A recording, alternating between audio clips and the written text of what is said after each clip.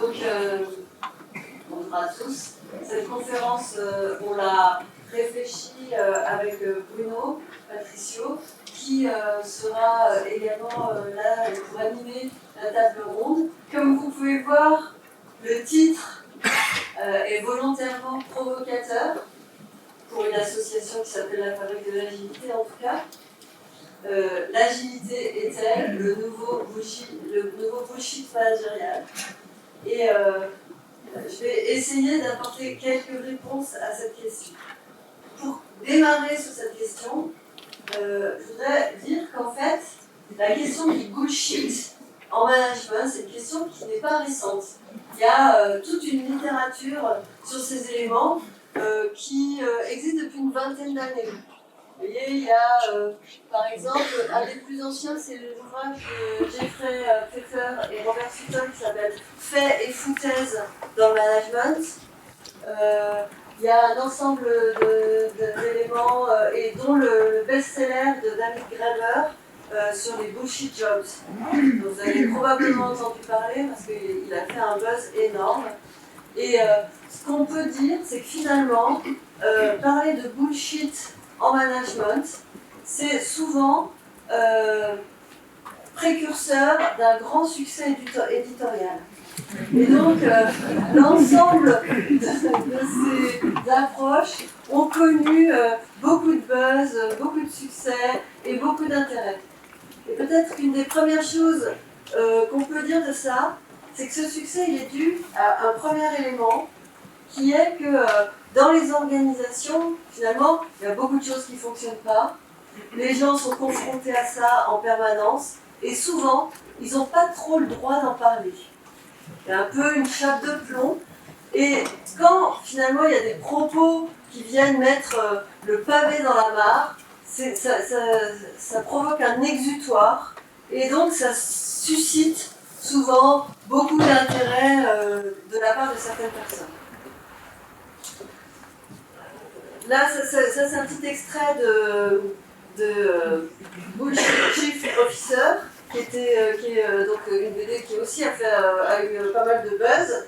Et donc, en gros, j'y comprends rien à ton boulot, moi non plus, papy. Ce que ça rend, si j'ai mis cette image, c'est pour dire que oui, on parle beaucoup de bullshit, mais qu'est-ce que ça veut dire en réalité? Qu'est-ce qu'on met derrière? Donc c'est un des premiers points qu'il va falloir aborder pour pouvoir répondre à la question de savoir si l'agilité est réellement ou non un bullshit managérial. Donc un des premiers auteurs qui a abordé cette question, c'est un Américain qui s'appelle Harry Frankfurt. C'était pas par rapport à la question du bullshit managérial, il a écrit un livre qui s'appelait On Bullshit, sur le bullshit, et lui il définit le bullshit comme étant finalement par opposition au mensonge. Le mensonge, c'est nier la vérité. Le bullshit, c'est s'en moquer complètement. C'est de n'avoir aucune considération et aucun intérêt pour la vérité selon lui. Et c'est la raison pour laquelle sur la slide, il y a écrit, c'est assez proche finalement des faits alternatifs qui ont été ensuite théorisés, notamment à propos de la vie politique américaine. C'est-à-dire que finalement, en politique, certains propos semblent s'asseoir éperdument sur la vérité. Et puis, on a d'autres définitions qui voient le bullshit comme des tâches qui n'ont aucun impact, qui donnent l'impression de tourner dans le vide. Donc c'est notamment Graeber qui met vraiment l'accent là-dessus, sur les emplois qui ne servent à rien. Et puis, la déconnexion avec les pratiques managériales réelles. Donc on peut se mettre d'accord sur une définition qui serait de dire que finalement, quand on parle de bullshit, on parle de conception managériale irréaliste, et qui débouchent sur des pratiques qui sont décalées et même parfois contre-productives. Ensuite, puisque je suis professeur, il faut quand même que je définisse les termes du sujet. La question, c'est de savoir qu'est-ce qu'on met derrière l'agilité, puisque la question, c'est de savoir l'agilité est-elle un nouveau bullshit managérial. Et pour ça, je voulais quand même rappeler qu'à la Fabrique de l'Agilité, on a fait le choix d'avoir une vision très globale de ce concept. Et de voir l'agilité comme étant au carrefour de l'agilité organisationnelle, d'un ensemble d'éléments théoriques qui sont d'une part la gouvernance agile, avec notamment les questions autour de l'holacratie, l'entreprise libérée et les autres modèles qui renvoient à une gouvernance très autonomisante. L'agilité opérationnelle qui elle renvoie plutôt à l'agilité en matière de gestion de projet. L'agilité stratégique qui renvoie davantage à l'agilité en lien avec les marchés et la concurrence. Et enfin, l'agilité dans l'organisation du travail qui renvoie plutôt au work smart ou smart work, je ne sais jamais dans quel sens on dit. Et donc, la définition qu'on a choisie, c'est que l'agilité, c'était développer la réactivité dans l'organisation en s'appuyant sur l'intelligence collective de collaborateurs autonomes afin de créer une valeur globale et de répondre aux besoins des parties prenantes. Donc ça me semblait important de rappeler ça, ces éléments de définition, parce que forcément, quand dans les propos qui peuvent considérer que l'agilité est un bullshit, certains mettent l'accent vraiment sur une des dimensions de l'agilité et pas l'ensemble. Donc maintenant, la question c'est finalement, est-ce que cette vision de l'agilité est vraiment irréaliste? Et pour ça, je vais aborder 3 points. D'abord, s'interroger pour savoir pourquoi il y a un tel buzz autour du bullshit managérial, pourquoi l'agilité peut être sujette à critique, et comment finalement ça se met en lien avec la complexité. Et pour démarrer, un petit film. Alors, j'espère que ça va démarrer.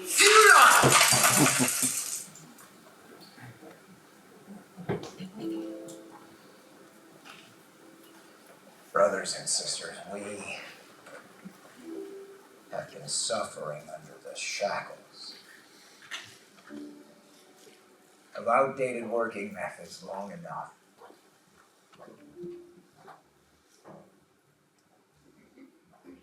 Look around. Did any of you actually know what the other one is doing? Rigid plan. Endless paperwork. There's no room for inspiration. Where's the real connection between customer and developer? How do we identify the errors of our work when we don't even test the product, our own product, during the developmental phase? What we are delivering here is faulty. There's no connection to the customer. There's no connection to each other. There's no connection to our lives. But no! From now on, every member's voice shall be heard. Individuals and interactions. Processes and tools. Working software over comprehensive documentation. Responding to change over following the plan. Yes! Embrace the progress!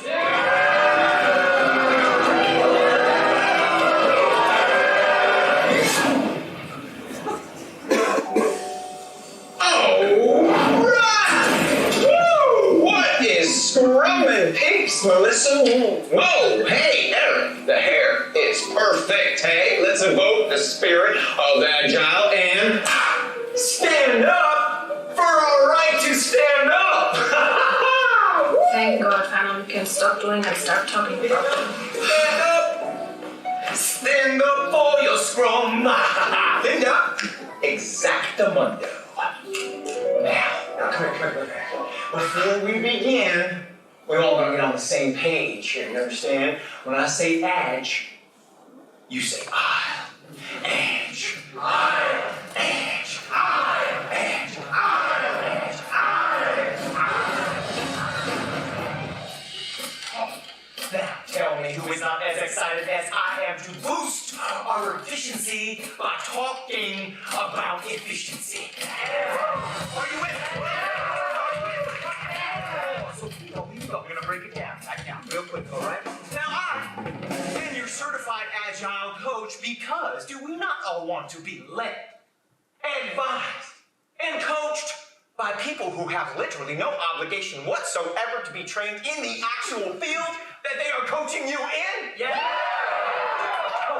People whose job it is to listen to your opinions, put them on a pot and stir it up into a soup of confusion until it paralyzes every last bit of common sense out of the process? Yeah! Just to apply a simple solution that you could have applied weeks ago but did not, because it had to undergo endless discussion. Yeah! Oh, and do we not love, ladies and gentlemen, to be sent from one contact person to the next contact person to the next contact person, because nobody actually wants to make a decision anymore. Yeah! All right, let us get lifted by the spirit of action. Ok, donc on voit bien que dans cette vidéo qui a été publiée en fait sur le site d'un cabinet de consulting allemand qui justement promeut une vision plus flexible de l'agilité, moins dogmatique, il y a une critique assez virulente du bullshit agile comme étant de parler sans rien faire, et puis une espèce de nouvelle religion qui tourne dans le vide. Pourquoi un tel buzz autour du bullshit managérial? Je vais aborder cette question en 2 points. Dire que finalement, pourquoi il y a un tel buzz? Parce que d'une part, dans les organisations, il y a un sentiment généralisé de perte de sens. Et ça, c'est forcément un terreau fertile pour la critique. Et puis aussi, parce que les intérêts des leaders d'opinion de toutes sortes tendent à simplifier et radicaliser les points de vue. Donc, je vais aborder chacun de ces points successivement. D'abord sur la perte de sens. Donc on voit bien qu'aujourd'hui dans les organisations, et notamment suite à la pandémie, on a observé, mais c'était déjà le cas en partie avant, une fuite du contexte organisationnel avec une montée de l'auto-entrepreneuriat des indépendants. Bien évidemment autour du télétravail, les enquêtes que nous avons menées sur le télétravail pendant la pandémie montraient que beaucoup de gens disaient « Ah non, mais nous c'est super d'être en télétravail » et la principale raison c'est « Ah, ça fait tellement de bien de plus être avec nos collègues et nos chefs » et donc il y avait vraiment ce besoin de sortir de l'organisation. On a parlé aussi de plan d'émission, même si c'est probablement plus un épiphénomène qu'autre chose. Et puis, on voit bien aussi qu'il y a une réhabilitation du hors-travail. Ça a été beaucoup commenté en France, qui était un des pays où la valeur travail, bizarrement, était très importante dans toutes les enquêtes. Disons qu'il y avait vraiment eu une évolution récente là-dessus et que le hors-travail avait pris une importance croissante. Cette perte de sens, finalement, c'est aussi ce qui explique ce succès du travail sur les bullshit jobs, parce que finalement, de plus en plus de gens, et c'est ce que dit David Graeber, c'est qu'il y a une montée exponentielle des métiers qui semblent ne servir à rien, des consultants qui ont le sentiment d'écrire des rapports qui ne seront jamais lus, des personnes qui font du reporting et puis qui ont le sentiment que on leur demande de passer beaucoup de temps à faire ça, mais qu'au final personne ne lit ça, des personnes qui travaillent dans la santé et qui ont l'impression de ne plus faire leur vrai métier, mais de passer plus de temps à documenter ce qu'ils font qu'à faire réellement, etc. Donc on voit bien qu'il y a vraiment un questionnement autour de ça. Des difficultés de la collaboration, parce que la collaboration est souvent présentée dans les organisations comme quelque chose de beau, de grand, et ça l'est, sauf que c'est quand même complexe et que les tensions interpersonnelles sont souvent très présentes dans les organisations. Et tout ça, ça se traduit par la montée continue et inexorable, malgré un ensemble d'actions, de l'épuisement professionnel et du stress au travail qui est largement connu. Autre élément de cause, c'est donc la simplification et la radicalisation des discours. La première, simplification et radicalisation, elle s'appuie sur les intérêts du marché du conseil, avec des grands cabinets de conseil qui finalement s'approprient les modèles, les simplifient, les formalisent, les documentent, en font finalement des outils clés en main utilisables, et en faisant ça, forcément, ils créent une simplification. Et cette simplification, finalement, elle répond à la demande du marché, c'est-à-dire que dans les organisations, ce qui est attendu, c'est finalement des outils simples, des manières simples de procéder. Moi qui suis responsable d'un master, souvent quand je fais des recrutements, des recrutements de candidats, la première chose qu'ils me disent, c'est on vient chercher des outils. Et c'est clair qu'il y a cette demande, cette attente qui est majeure. Et des outils de préférence simples. Et puis, il y a de l'autre côté, finalement, du côté de la critique, les intérêts du marché de l'attention. Et le marché de l'attention, il se traduit par une compétition intense pour capter et maintenir l'attention des individus. Et pour finalement être remarqué dans cette compétition intense, c'est important d'avoir des contenus radicaux. Parce qu'on sait très bien que, notamment sur les réseaux sociaux, les contenus radicaux ont un potentiel viral plus élevé. Et finalement, ça peut être que des outsiders qui portent ces messages radicaux et ils rivalisent de propos en disant c'est nul, c'est minable, les gens comprennent rien, etc., etc. Et finalement, parfois on peut être étonné parce qu'on se dit quand même, c'est des mots forts, mais c'est cette radicalité qui justement provoque le débat, la discussion, y compris une discussion qui va contre, mais qui finalement alimente, et donc favorise finalement le fait que ces discours sont propagés. Et on sait très bien que la nuance attire moins l'attention que le sensationnel. Il y a beaucoup de chercheurs, par exemple, qui travaillent sur ces questions qui sont considérées comme du bullshit. Le problème des chercheurs, c'est que souvent, quand on leur pose une question, moi c'est vrai que certaines personnes peuvent me le reprocher, disant bah, qu'est-ce que tu penses de tel modèle, on va avoir tendance à dire ça dépend. Et ça, c'est pas forcément satisfaisant et c'est pas forcément audible et c'est trop compliqué. Et donc, on voit bien que ce marché de l'attention, il conduit à la polarisation.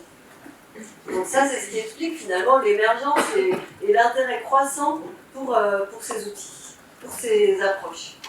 Maintenant, venons à... j'avais un petit exemple comme ça, c'était les commentaires d'Amazon sur un de ses ouvrages bullshit. Et ce qu'on voit, c'est la polarisation de ces commentaires. Vous voyez, il y a sur les 4 commentaires qui étaient indiqués, il y en a 2 qui disent oui, merveilleux, 5 étoiles, etc. Et 2 qui disent sans intérêt, perte de temps. Ça montre bien cette polarisation. Donc maintenant, venons à l'agilité. En quoi finalement l'agilité peut être considérée comme absurde? Quels sont finalement les éléments des approches qui se rattachent à l'agilité qui peuvent renvoyer à cette critique? Alors, on peut dire qu'il y a pas mal de choses. C'est que, en fait, la difficulté, c'est que les modèles managériaux dérapent dans les pratiques. Et les modèles ne sont jamais appliqués tels quels. Ils font l'objet de pratiques et d'interprétations multiples. La manière de mettre en œuvre l'agilité peut faire parfois aller à l'encontre des principes fondateurs. On sait que le changement et la transformation, c'est pas simple, donc ça suscite aussi pas mal de critiques. Et puis, ensuite, ces transformations peuvent déboucher sur de l'hypocrisie organisationnelle. Donc ça, c'est l'annonce du plan. Je vais maintenant entrer un peu dans le détail de chacun de ces points. Donc pour ce qui est des pratiques multiples, la définition de l'agilité qu'on a adoptée au sein de la fabrique de l'agilité, et donc qui se veut très large, très englobante, elle se situe à plein de niveaux d'analyse, c'est-à-dire qu'elle prend en compte la relation avec l'environnement, elle prend en compte le fonctionnement global de l'organisation et de la gouvernance, elle prend en compte le fonctionnement des équipes, elle prend en compte l'individu. On voit bien? Et donc ça se rattache à des modèles qui peuvent être différents et divers. Et du coup, il y a une complexité multidimensionnelle de l'agilité, une diversité des modèles théoriques, et aussi une pluralité des offres des consultants, des mises en œuvre très variables, avec des contextes et des enjeux différents. Donc tout ça, ça fait que finalement, il y a une telle diversité des pratiques, une telle diversité des manières d'envisager les choses, que forcément, il y a certaines choses qui vont être interprétées de manière négative, ou qui vont effectivement aller à l'encontre même des fondements d'autres approches de l'agilité. Et puis, cette diversité, elle crée aussi de la confusion et une certaine difficulté dans les organisations à réellement maîtriser ce sujet qui est très large. Et donc, forcément, ça crée des contradictions et ça donne prise pour pas mal de critiques. Je pense que les gens qui développent ce type de projet retrouvent quand même pas mal des difficultés qu'ils peuvent rencontrer parfois. Le deuxième point, c'est autour de la mise en œuvre. Donc souvent, il y a, dans les organisations, on met un peu en cause ce mot d'ordre qui est souvent vécu, pas toujours de manière facile, qui est « soyez agile ». Et ce « soyez agile », la difficulté, c'est que quand c'est pas théorisé, quand c'est pas maîtrisé, quand c'est pas cadré, ça peut vite finalement rencontrer une tendance qui a été théorisée depuis une vingtaine d'années par Nicole Aubert, donc je vais parler là de ce qu'en dit Nicole Aubert, qui s'appelle l'hypermodernité, mais qui a été aussi théorisée par d'autres auteurs, et donc qui dit que finalement les sociétés contemporaines sont caractérisées par l'éphémère, l'injonction à l'immédiateté, l'excès, l'urgence. Donc tout est toujours urgent, les mails, de plus en plus, si on n'a pas répondu dans les 2 heures, les gens ne comprennent pas, ils vous téléphonent, ils vous écrivent des mails avec c'est plus maintenant urgent, mais c'est très urgent ou très très urgent. Le dépassement de soi, c'est-à-dire l'idée qu'on doit toujours être la meilleure version de soi-même, progresser, être dans une amélioration continue de soi, faire face. Cette hypermodernité, elle se traduit également par des objectifs toujours plus ambitieux de performance économique qui sont appuyés sur une conception du progrès continu de l'humanité et donc d'une amélioration du bien-être continu des personnes. Et puis ça conduit les individus à devoir s'adapter sans relâche aux contraintes de leur environnement. Et donc il y a souvent cette image de la grenouille dans la casserole qui s'adapte, et puis à la fin elle est cuite. Et donc ce modèle-là, finalement, conduit à aller aux limites des possibilités humaines. Et tout ça se traduit par la culture du burn-out. On sait que dans notre société, finalement, le burn-out est devenu une banalité, quelque chose qui se produit de manière extrêmement courante. Moi, je suis choquée parce que avant de travailler à la Haute École d'ingénierie et de gestion du canton de Vaud, je travaillais dans une université française et à l'époque, personne n'était en burn-out. Aujourd'hui, le burn-out dans les universités françaises est extrêmement courant. Et pour moi, c'est vraiment significatif finalement de ce modèle de pression et de contrainte qui contamine tous les métiers et toutes les approches. Et donc, pour revenir à l'agilité, quand on dit « soyez agile », souvent, il peut y avoir ces éléments derrière. Ça veut dire travailler rapidement, ne discutez pas, faites de votre mieux, adaptez-vous, même si vous n'avez pas les ressources, etc. Et ça, c'est problématique parce qu'évidemment, ça crée une critique de fond contre l'agilité. Ensuite, il y a les éléments liés à la mise en œuvre, qui est finalement le fait que dans le management ne cohabite pas avec la complexité. Le management recherche la simplicité et le management sélectionne finalement dans les modèles les éléments qui fonctionnent le mieux avec cette simplicité. Et par rapport à ça, l'exemple historique du lean management est intéressant parce qu'il a été beaucoup étudié par des chercheurs. Donc là, je cite un travail de Philippe Lorino, mais Philippe Lorino, il a fait une synthèse. Il y a énormément de recherches qui ont été menées sur comment le lean management a été mis en œuvre et les conséquences en matière de santé au travail, performance, organisation du travail, etc. Et ce que dit Lorino notamment, c'est que le lean management, c'est un modèle très large qui est centré sur l'amélioration continue, mais aussi sur l'apprentissage organisationnel collectif et qui met l'accent sur le slack organisationnel, c'est-à-dire le besoin pour pouvoir mettre en place un modèle exigeant comme ça, d'avoir des ressources excédentaires. C'est ça l'idée du slack organisationnel. C'est-à-dire que de dire, bah oui, on peut fonctionner en flux tendu, mais on a quand même besoin d'avoir des éléments qui peuvent amortir les choses quand il y a des bugs de production. Et finalement, ce qui est observé par les chercheurs, c'est que ce modèle est mis en œuvre avec une maximisation de la productivité, que souvent dans les mises en œuvre, il y a une ignorance des incertitudes et des vicissitudes du terrain, et que c'est orienté quasiment exclusivement vers la réduction des coûts. Et donc, dans le cas où c'est mis en œuvre de cette manière-là, ça a un impact négatif sur la santé au travail. Et ce que montre Lorino, c'est que finalement, dans les pratiques qui ont été mises en œuvre du lean management, souvent les éléments fondamentaux de slack organisationnel et d'apprentissage collectif ont été évacués au profit d'une seule vision de la performance.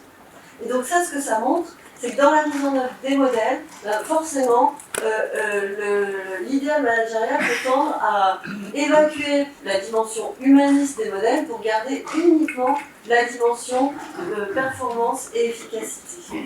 Et on trouve aussi sur l'agilité plus largement, parce que le lean management c'est un outil qui est utilisé parfois dans l'agilité, mais par exemple l'un des signataires du manifeste agile qui s'appelle John X. Smith disait l'agilité c'est complètement perdu. Pourquoi? Parce que c'est mis en œuvre de manière tellement rigide que ça n'a plus aucun sens, et en fait il y a des protocoles, il y a un discours très convenu, ça revient un peu au film qu'on a vu tout à l'heure, et que dans la réalité, finalement, l'esprit de l'agilité s'est complètement perdu.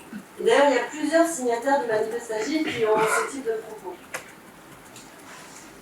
Ensuite, l'autre point, c'est les transformations agiles. Donc je vais aller assez vite là-dessus. La première chose qu'on peut dire, il y a ce chiffre un peu qu'on sort toujours, 70% des projets de changement n'atteignent pas leur objectif. Ce chiffre qui est toujours, qu'on voit toujours chez les spécialistes de gestion du changement, a de fait été vérifié relativement récemment par des chercheurs qui l'ont confronté à la réalité. Alors après, la question c'est de savoir qu'est-ce que ça veut dire ne pas atteindre des objectifs, hein, parce qu'on peut arriver à une réussite relative, même si on n'atteint pas complètement les objectifs. Bon, c'est ça qui peut éventuellement, mais en tout cas, c'est clair que les changements sont d'une manière générale difficiles, et l'agilité, c'est un changement de grande envergure. Vous voyez ici, un changement de système d'information à 70% de chance d'être difficile. Qu'en est-il d'un changement qui est de beaucoup plus grande envergure, qui est plutôt une transformation qu'un changement, c'est-à-dire qui s'inscrit dans la durée et qui suppose de changer des modèles mentaux en profondeur, c'est-à-dire les croyances des individus, éventuellement aller les chercher sur leurs valeurs. Donc on voit bien que ce type d'approche, c'est extrêmement profond, difficile et complexe. Par rapport à ça, la conférence de fermeture qui aura lieu ce soir, qui va être menée par Philippe Zilberzen, aborde cette question justement de la force des modèles mentaux dans les organisations. Et donc forcément, il y a des résistances et des échecs qui peuvent être interprétés comme un double discours ou de la manipulation. Et par rapport à ça, il y a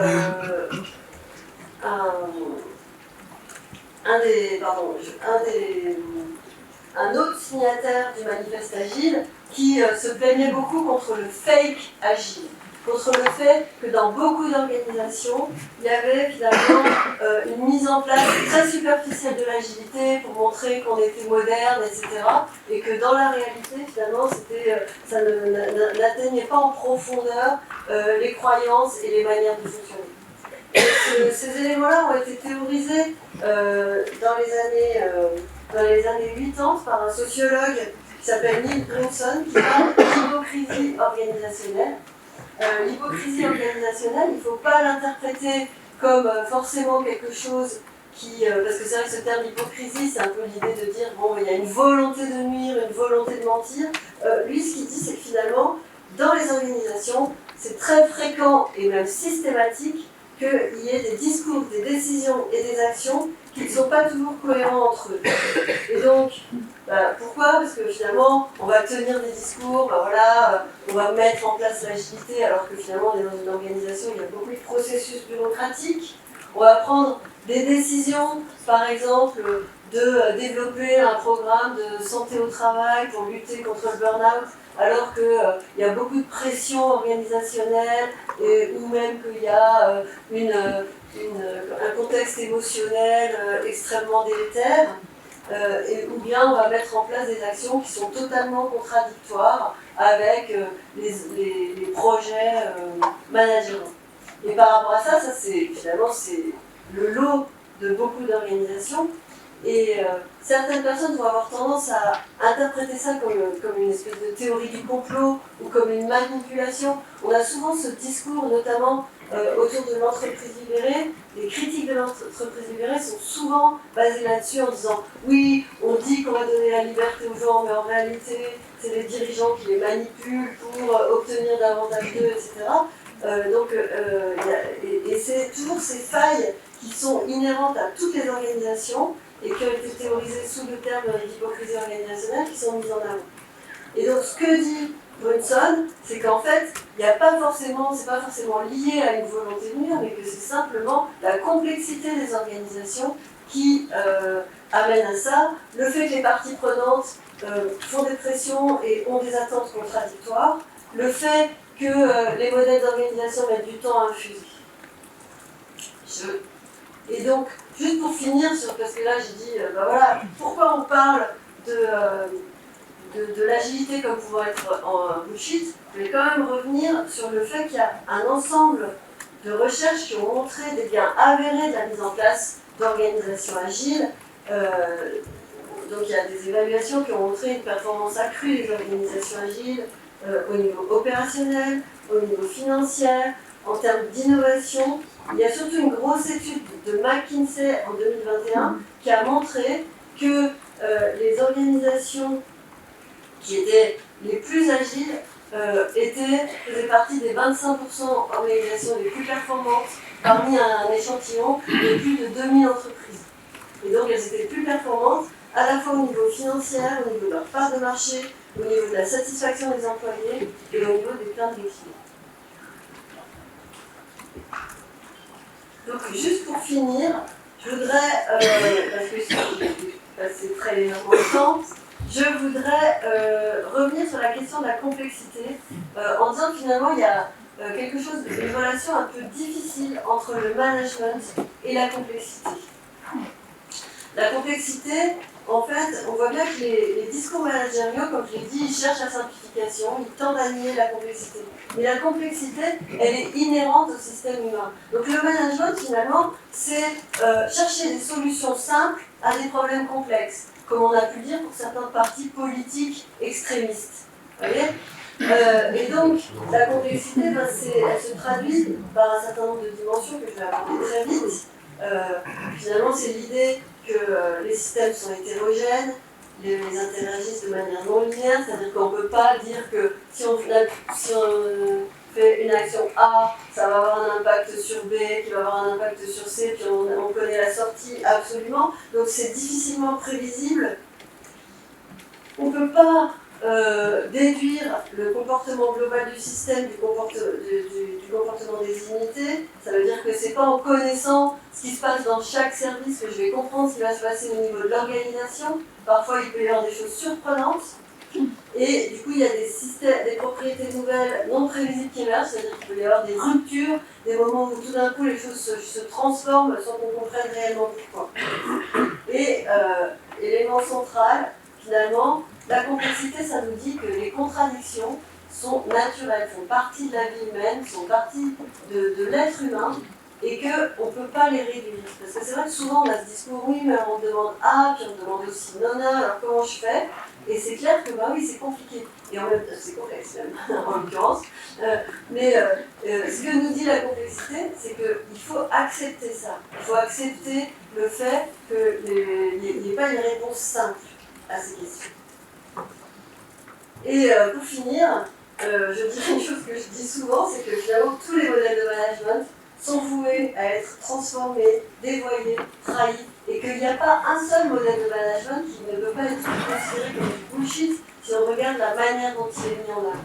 Et au final, la question, ça va être déjà que, est-ce que l'agilité est un bullshit managérial? Pour répondre à la question, je vais vous répondre, ça dépend.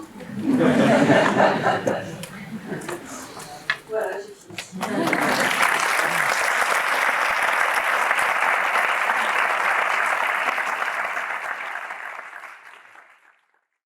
Bonjour à tous. Alors on va essayer de répondre à cette question, finalement en répondant maintenant avec des cas pratiques, essayer de savoir si finalement l'agilité organisationnelle et du bullshit, parce que vous êtes des bullshitters, si je suis un peu provocateur. On va commencer par déjà vous présenter. Donc, Pakis Palan, vous êtes directrice et cofondatrice des Soins Volants. C'est une structure de 120 professionnels de santé. Vous faites du soin à domicile, notamment dans la région de Lausanne et de la Riviera et dans le Valais. Florian Stoffer, vous êtes CEO de Ciposa, ou plutôt Chief Engagement Officer. C'est l'entreprise de 100 collaborateurs, vous êtes basé à Neuchâtel et vous êtes spécialisé dans le micro-assemblage. Vous faites des produits pour le secteur de l'horlogerie et le secteur médical, entre autres. Et puis, Johan, vous êtes directeur d'Uditis, qui a été créé en 2000. Et puis, vous êtes basé à Neuchâtel, vous êtes dans le secteur des systèmes d'information. Alors, ma première question, c'est comment est-ce que l'agilité a émergé dans vos organisations? Et puis, au-delà de l'effet de mode, à quel besoin l'agilité répond-elle? Je vous laisse peut-être commencer par répondre à Pakis. Merci. On m'entend? Bonjour, merci de l'invitation. Nous, l'agilité, on a commencé directement avec l'agilité. Comment ça a commencé? C'est vrai que j'œuvrais, moi, en tant que cadre supérieur dans l'organisation de soins à domicile parapublic sur le canton de Vaud. Et là, effectivement, j'ai constaté une insatisfaction dans ma profession de manager, où je n'arrivais pas à satisfaire les collaborateurs qui étaient il y avait un turnover qui était important, le service à la personne n'était pas non plus, les personnes n'étaient pas contentes parce qu'il y avait trop souvent de changements au niveau des collaborateurs qui intervenaient chez eux, et j'arrivais pas à satisfaire ma direction non plus, parce que finalement il n'y avait pas d'efficience. Et là moi j'ai fait un burn-out effectivement, et à un moment donné, je me suis dit, je me suis remise en question, évidemment, comme toute personne qui fait un burn-out, en disant je suis fatigué, je suis au bout, j'ai trop œuvré, puis j'arrive plus. Jusqu'au moment où, effectivement, j'ai découvert le modèle hollandais Buurtzorg, qui, eux, sont partis sur l'entreprise libérée, un modèle holacratique. Je me suis penché de près, et puis j'ai étudié, on est allé sur place, et on est parti vraiment sur ce modèle-là. Donc on a créé en 2018 les Soins Volants.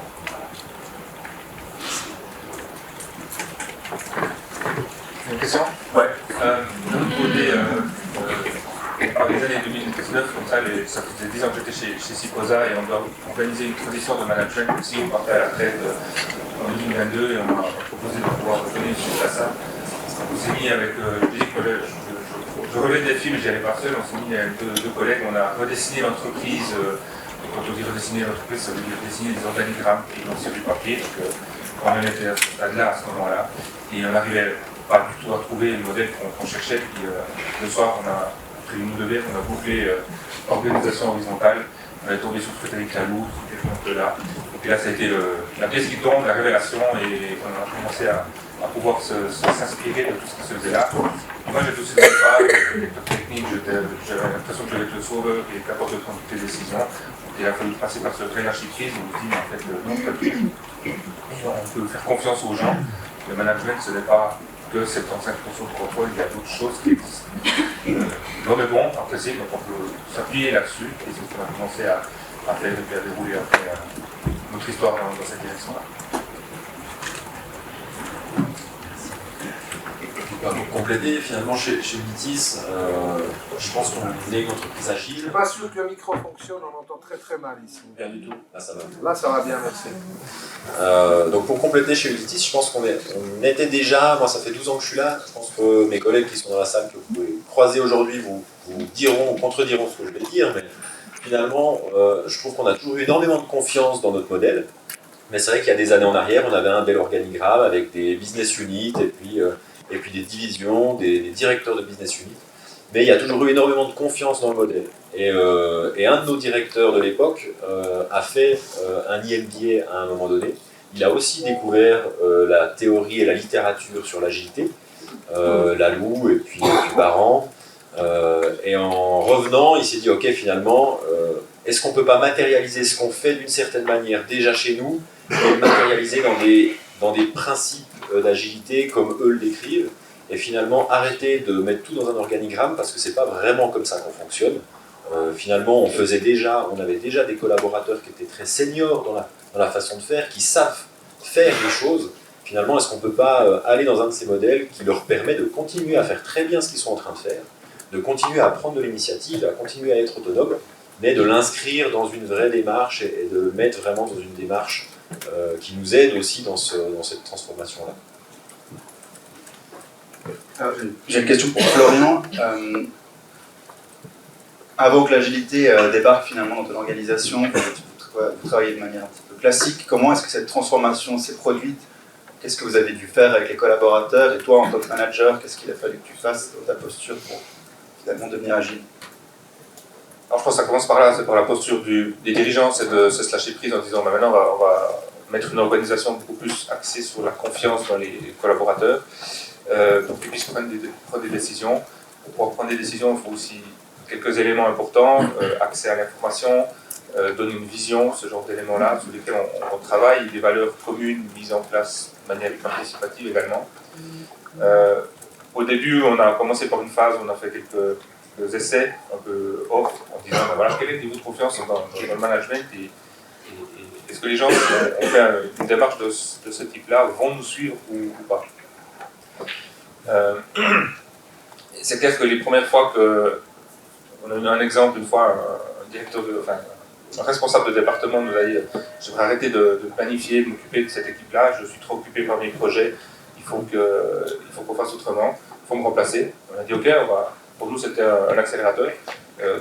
Responsable qui va arrêter d'être responsable, on va directement répartir ses responsabilités sur une équipe et on va commencer à faire un peu d'autogestion là-dessus. Ça a été mal compris au début, ça a été mal vécu, mais quelques mois après, les gens nous ont remercié de partir là-dedans, ils ont finalement vu dans quelle direction on voulait aller. Donc, tout ça pour dire qu'à un moment donné, on ne peut pas y aller au début forcément de manière complètement participative, il faut un petit peu forcer le trait, il faut donner de l'énergie à ça, jusqu'au moment où ça commence la mayonnaise elle commence finalement à prendre, et puis il faut surtout y croire et pas abandonner, parce que les détracteurs, il y en a, c'est évident. Mais s'il y en a, c'est que c'est une étape qui doit finalement, une évolution qui doit faire quelque part dans ce paradigme. Et puis souvent quand on parle de ces transformations-là, Céline l'a évoqué aussi, on parle de changer les modèles mentaux. Est-ce que c'est le rôle des organisations, de vos entreprises, de changer les modèles mentaux de vos collaborateurs?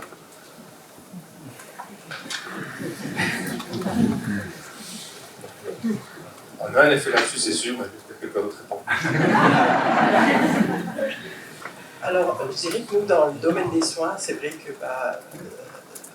au moment où nous sommes lancés dans cette démarche, on avait déjà identifié le malaise des soignants qui existe bien avant la pandémie. C'est vrai que la pandémie a permis de mettre en lumière qu'il y avait une souffrance au niveau des soignants.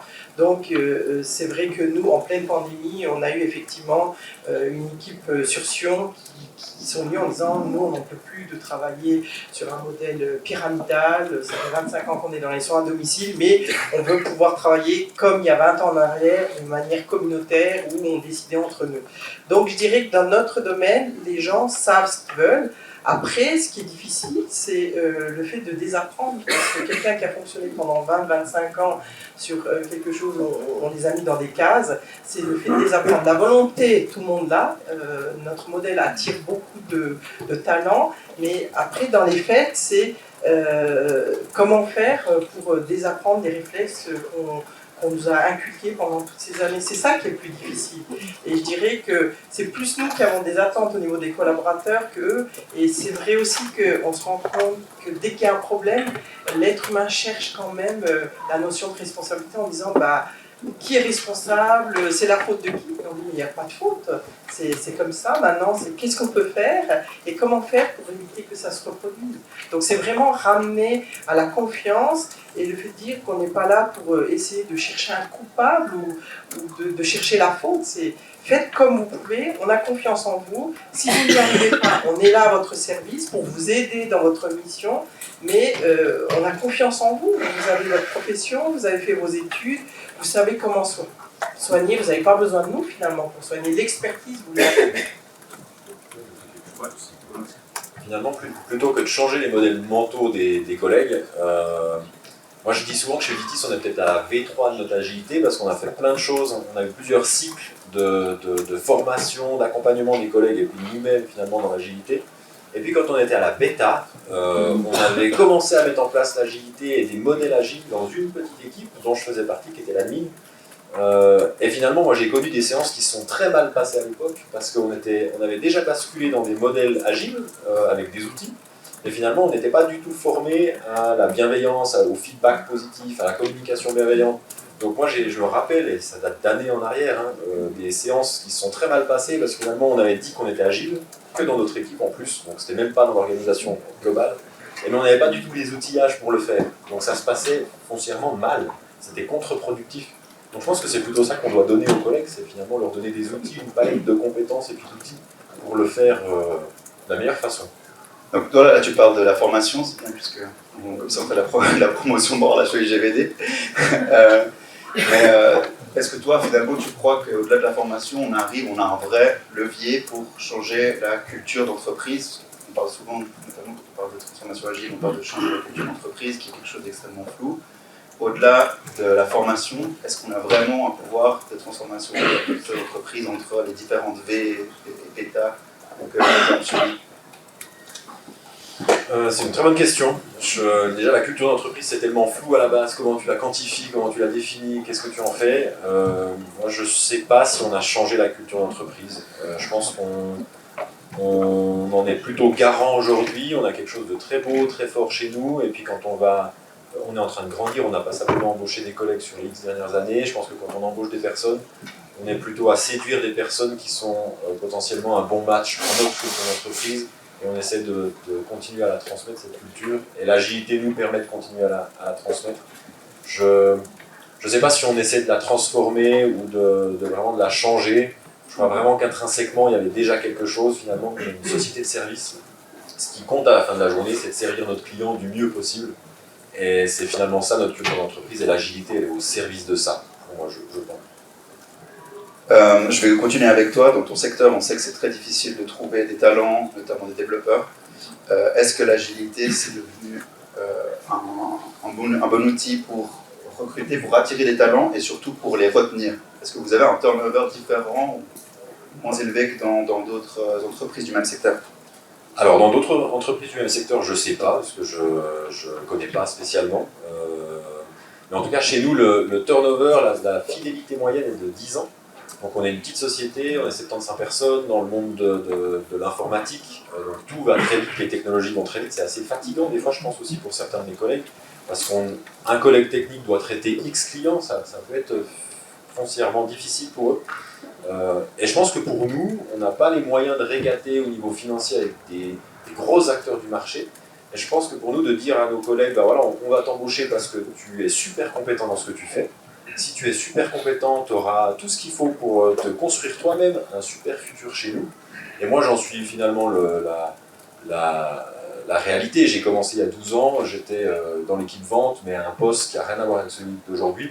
J'ai finalement eu toute la place pour dire, ok, maintenant, j'ai envie de faire plus, Puis finalement, 12 ans après, j'ai réussi à devenir directeur de la société, donc un des directeurs, parce que j'avais tout l'espace de le faire et l'agilité nous permet de le faire. Je poserai la même question aussi à toi, Pakis, puisque aussi dans le monde de la santé, c'est aussi très difficile de recruter. Tu disais que c'était peut-être le point de départ de l'agilité chez toi, c'était le turnover. Est-ce que vous avez réussi à séduire des soignants grâce à l'agilité? Alors c'est sûr que ça attire beaucoup. On voit dans notre secteur, c'est vrai que c'est le désert. On a malheureusement beaucoup de soignants qui quittent la profession. Les écoles ne remplissent plus les bancs au niveau des autres écoles. Donc nous, l'agilité, on attire. C'est vrai que par contre, il y a des événements extérieurs, le fait que les soignants ne sont pas valorisés, au niveau des conditions de travail, du 7/7, 24/24, le financement aussi. C'est vrai que ça, c'est des événements qui sont difficiles, mais on se rend compte quand même que par rapport à d'autres secteurs d'activité, on arrive à avoir des candidatures spontanées et c'est une réelle plus-value. Donc je dirais que le recrutement est assez facile jusqu'à Lausanne. Lausanne c'est beaucoup plus difficile parce que financièrement, il y a le CHU où ils ont des barèmes plus élevés, il y a les cliniques privées, il y a plus de concurrence en termes de recrutement, mais tout le reste, Riviera, Vallée, on arrive à recruter, je dirais, encore assez facilement. Florian, par rapport à l'impact de l'agilité, hormis cette question-là de l'attraction et de la rétention, quels autres impacts positifs et aussi peut-être négatifs tu as observé depuis que vous êtes devenu agile dans ton organisation? Juste pour donner 2 chiffres comme sur cette question-là, on était 40 il y a 2 ans et demi, on est 100 maintenant. Le turnover à 4%. Je réponds juste à la question justement pour ce côté-là. Et ça nous a clairement aidé. Mais en fait, et je continue sur cette notion de quand on engage des gens, qu'est-ce qui se passe?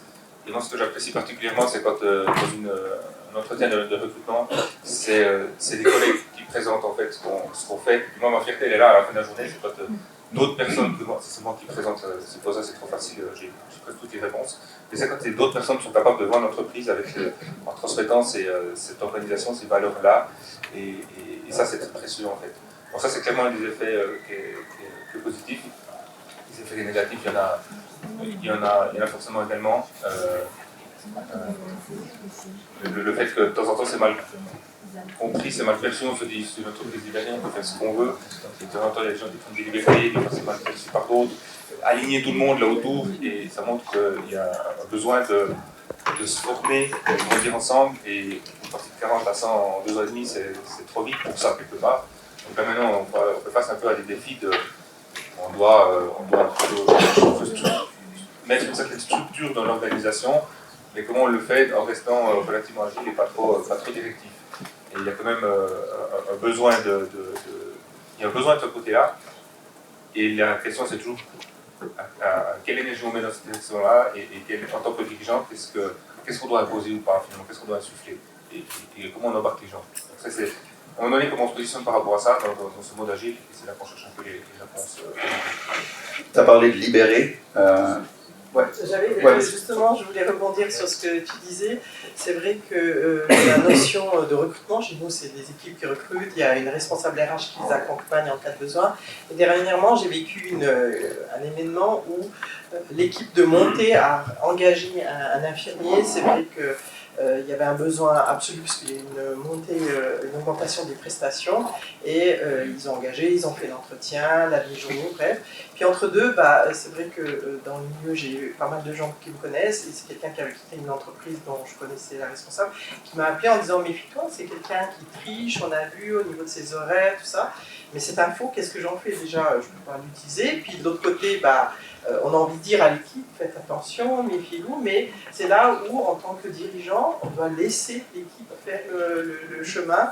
Et je me suis dit, je ne veux pas les influencer. Peut-être aussi que ce collaborateur, ça s'est mal passé dans cette entreprise, et que chez nous, en lui faisant confiance, ça se passera bien.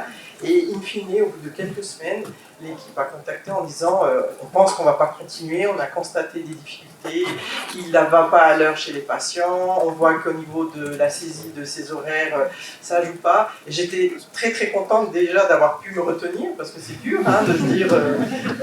Et puis là, finalement, cette équipe, elle était bien mature, ce n'est pas le cas toujours, il faut bien accompagner, mais eux, ils ont pu identifier cette problématique. Et surtout après, comment le dire? Je dis, est-ce que vous avez besoin? Ils ont dit, non, on va lui dire, on a les choses de manière factuelle, et j'ai trouvé que c'était vraiment une belle réussite. Alors c'est pas toujours le cas de toutes les équipes, c'est vrai qu'il faut beaucoup d'accompagnement, il y a beaucoup de remises en question, mais il y a aussi des équipes qui sont tout à fait capables, et c'est la plus belle des fiertés en tant que dirigeant d'une entreprise libérée. Merci. Je vais peut-être te reposer une question. Tu parles justement d'entreprise libérée. Tu dis que c'était difficile, que c'était nouveau pour toi. Est-ce que tu as le sentiment, et c'est un petit peu provocateur ce que je vais te poser comme question, mais est-ce que tu as le sentiment d'avoir libéré du coup les collaborateurs de ton hégémonie? Est-ce que tu es devenu, comme on a vu dans cette vidéo, une gourou qui demande à ses collaborateurs de dire agile toute la journée avant de commencer? Alors, une gourou certainement, mais peut-être pas comme dans la vidéo. Je dirais que les collaborateurs, ils regrettent que je ne puisse pas aller plus souvent. C'est vrai qu'on a 12 équipes qui sont éclatées de Lausanne jusqu'à Sion. C'est vrai que moi j'ai toujours plaisir à les rencontrer. Le temps manque, mais je crois qu'au contraire, ça fait plaisir de voir que les collaborateurs sursollicitent et ils ont envie d'échanger parce qu'ils se nourrissent de cet échange. Moi, je fais vraiment confiance aux collaborateurs.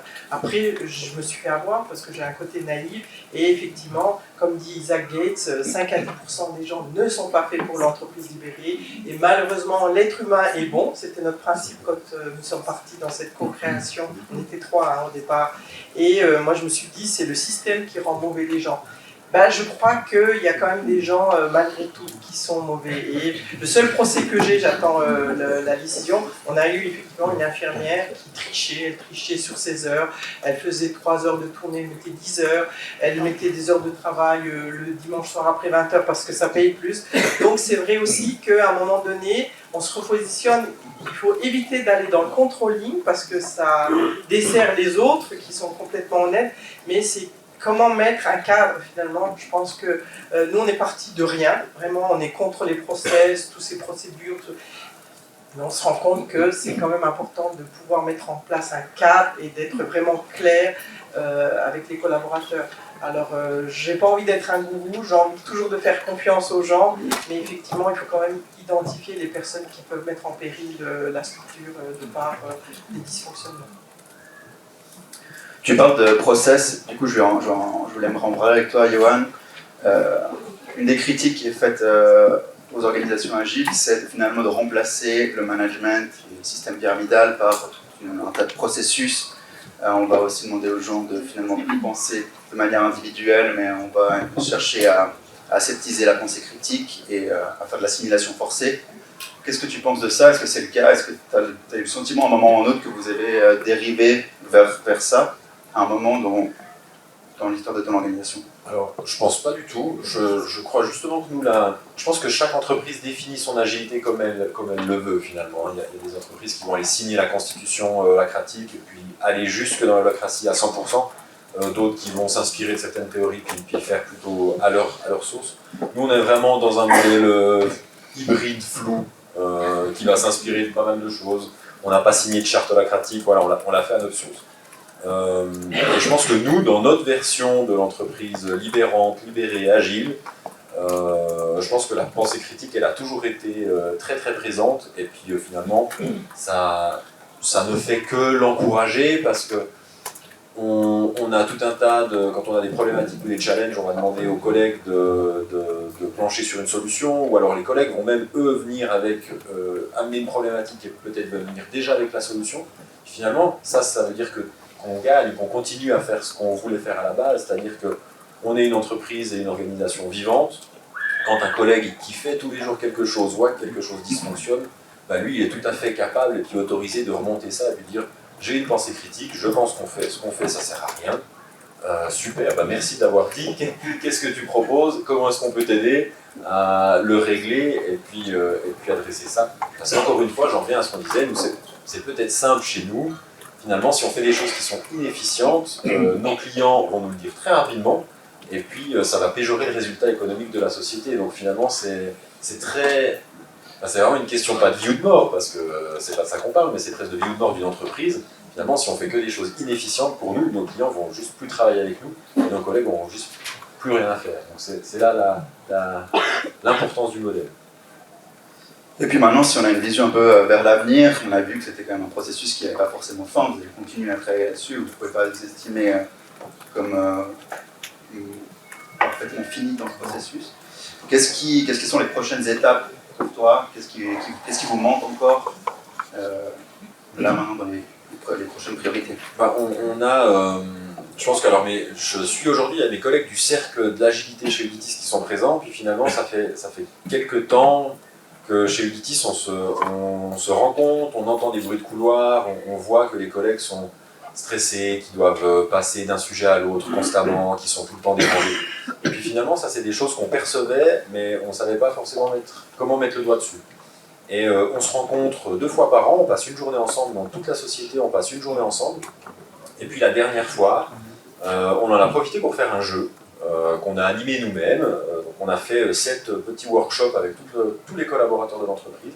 Puis ce jeu, il est supposé, en tout cas il fait remonter les points faibles et ouais, les côtés négatifs de l'organisation et de l'entreprise.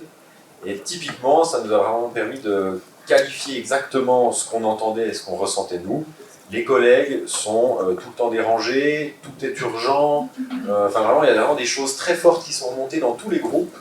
Et ça confirme ce qu'on pensait déjà. Et je pense que le prochain challenge qu'on a, où il faut réfléchir, c'est finalement comment est-ce qu'on adresse ça, parce qu'on sent qu'il y a un mal-être des collègues sur certains points, qui était peut-être déjà présent avant l'agilité, hein, ça c'est un autre sujet. Mais finalement, c'est à nous maintenant on a identifié ça, servons-nous de l'agilité pour répondre à ça et puis aider nos collègues sur ces besoins. Même question pour toi, quels sont vos prochains chantiers, quels sont les challenges que vous...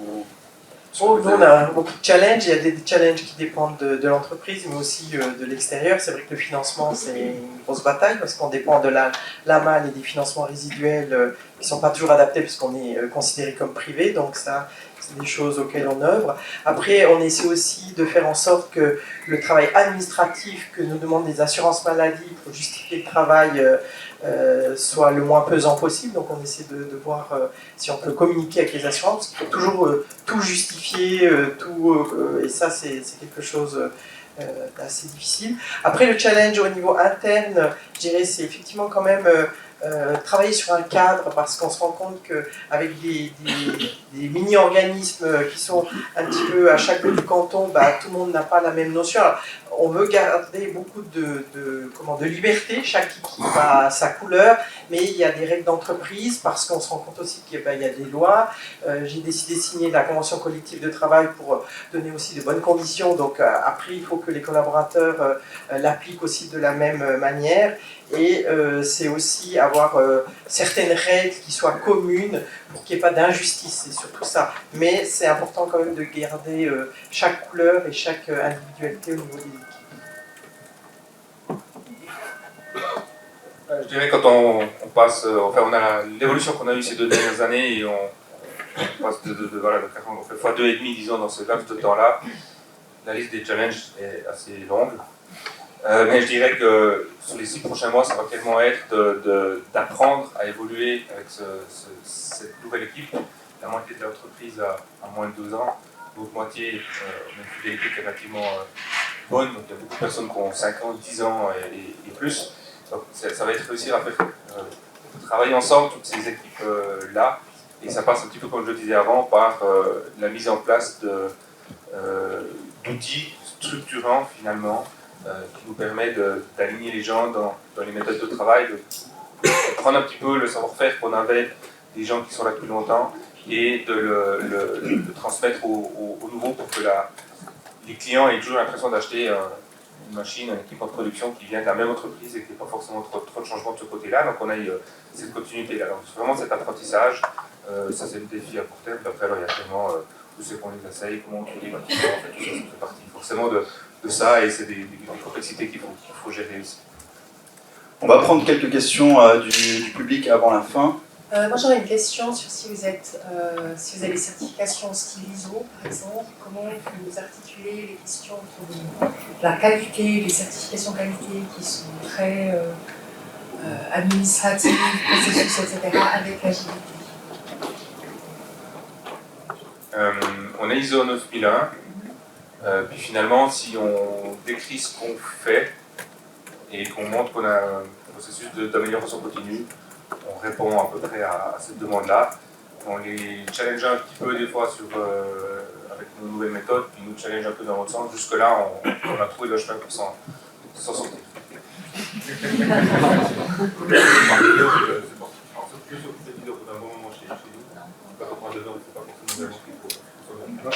C'est marche encore. On va aller en face peut-être. Donc je disais simplement, on vit avec la norme ISO 9001, ça nous permet de structurer un petit peu ce qu'on fait là, et on s'en sort dans ce mode d'agilité, on se boxe gentiment d'un côté et de l'autre. Alors nous n'avons pas ISO 9001, par contre dans le domaine sanitaire on a tellement de contrôle que voilà. Nous sommes quand même en train de travailler sur des normes qualitatives avec, au sein du centre patronal nous avons créé une association qui s'appelle la FEDEPS, et il y a l'association des organisations de soins à domicile privé, et nous travaillons sur les normes ISO et on va sortir Voilà, mais c'est pas sur le domaine de l'agilité parce que toutes les OSAD ne sont pas agiles comme nous, donc voilà. Mais nous, effectivement, on a tellement de contrôle que c'est difficile de ne pas faire de la qualité. Moi, je dirais comme Florian. Donc, on n'est pas 9001, on est en cours de certification 27001, sauf erreur. Donc sécurité d'information. Et finalement, on a un Chief Information Security Officer qui suit ça et qui doit faire tout un tas de démarches pour aller là-dedans. Mais finalement, comme l'agilité, nous on utilise un outil qui quittance des rôles, des redevabilités. Il va aussi s'appuyer sur ça d'une certaine manière. Et comme tu disais, finalement, on doit décrire comment on fait les choses. On décrit comment on fait les choses, et puis ça a l'air de le satisfaire jusqu'à maintenant. Est-ce qu'il y aura une autre question? Ouais. Bonjour à tous, merci beaucoup pour ces échanges et la conférence super intéressante. Ma question c'est, est-ce que vous pensez qu'à terme, l'agilité va se répandre dans toute l'économie, tous les secteurs d'activité, ou est-ce que c'est plutôt adapté pour l'IT ou les soins ou certains secteurs? Et même deuxième question, c'est dans l'entreprise, est-ce que vous pensez qu'il y a certaines fonctions qui sont plus adaptées à l'agilité et qu'on peut avoir des poches agiles dans une organisation, donc des modèles plus hybrides?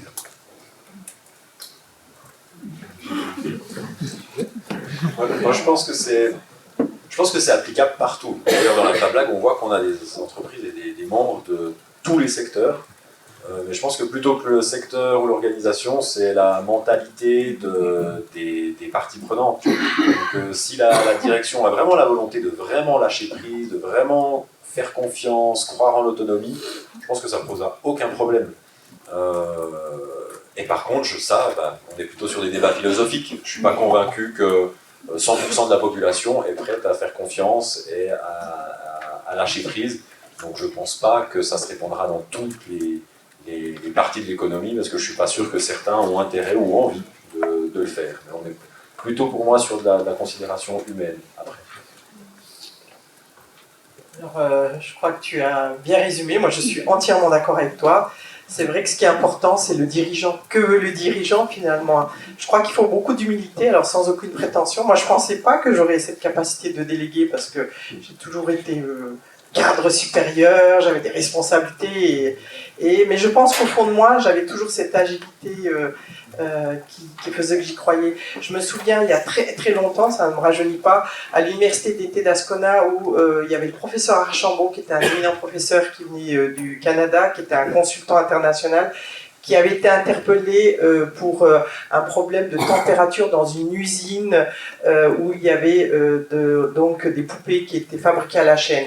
Et c'est vrai que la productivité avait baissé de plus de 50%.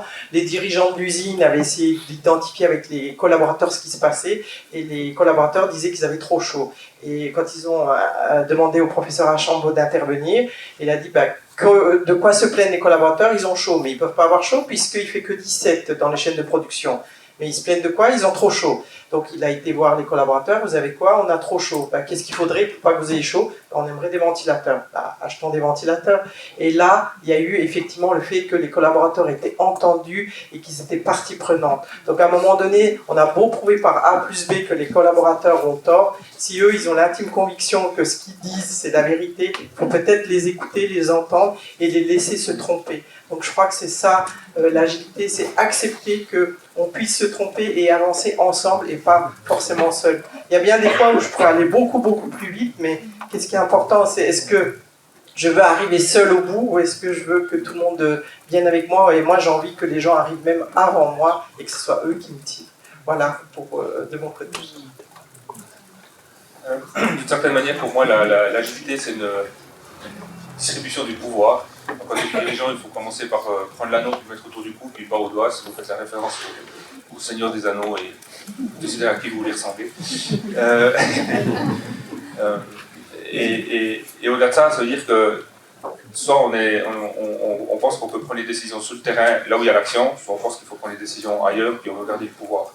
Donc moi je prétends que toute l'économie pourrait y passer, mais tant qu'il y a des gens qui veulent garder le pouvoir pour eux, ça va être difficile. Donc le seul frein, c'est l'humain à déployer ça finalement. Merci. Peut-être une dernière question et après on ira à la pause. Est-ce qu'il y aura une dernière question? Oui.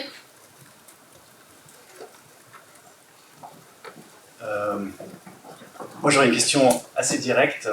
Vous avez parlé de mindset, vous avez parlé de système qui peut broyer.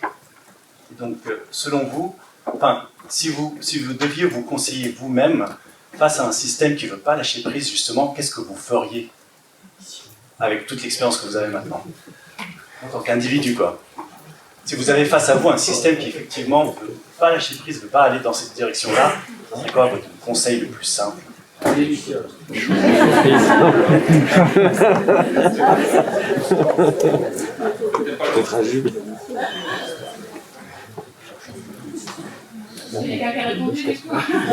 Moi, j'ai pas forcément la réponse. Je suis pas certain d'avoir bien compris la question. Je crois qu'il faut peut-être pas. Enfin, si je comprends bien, je suis pas certain qu'il faille essayer à tout prix de soit changer, soit s'adapter à un système, soit si ça fonctionne pas, je crois que ça ne le fera juste pas. Il faut que tout soit aligné pour que l'agilité fonctionne. Voilà. Une autre réponse? Moi je suis d'accord, on peut pas forcer un âne à boire s'il n'a pas soif. Je crois que l'agilité réside vraiment sur une envie, une volonté, et tout est à la base de l'humain, de la communication, de l'échange, et c'est se poser autour d'une table, de dire qu'est-ce qu'on a envie, que veut le collectif, de quoi, où veut-on aller, et c'est surtout ensemble, c'est surtout ça. L'agilité, c'est pas une affaire d'une personne, c'est vraiment un collectif humain qui se retrouve, et c'est vrai que finalement cette notion de gourou, ça me déplaît pas, parce que c'est ça, c'est vraiment être ensemble autour d'idées, de thèmes, ensemble, mais on peut pas forcer. Ok. Bruno, Je voulais juste vous remercier d'avoir accepté mon invitation, puis on va clôturer sur cette belle réponse. Merci.